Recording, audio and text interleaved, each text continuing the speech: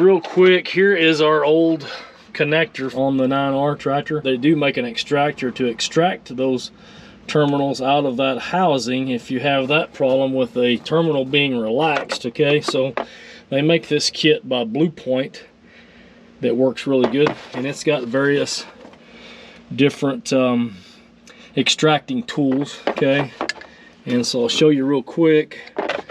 The extracting tool for this particular connector is going to be this one right here that has 2 pins that are sort of narrow there. Okay, there's a wider one here, but for this application we'll use the narrow pin. Okay, I'll show you what that looks like here. You would basically take your connector and find those 2 little slots right there on each side of the terminal, and you would put that in there like so and push that in to release that. So you would be able to basically extract that terminal out of that connector housing. Okay, so that's sort of what it looks like. So I'll show you real quick. So when the tool's going in there, it's basically releasing these 2 little spades right here on each side of that terminal, okay, and holding them closed so that you can extract this out of your connector housing. So just thought I'd show you that cool little tool set there. I bought this off of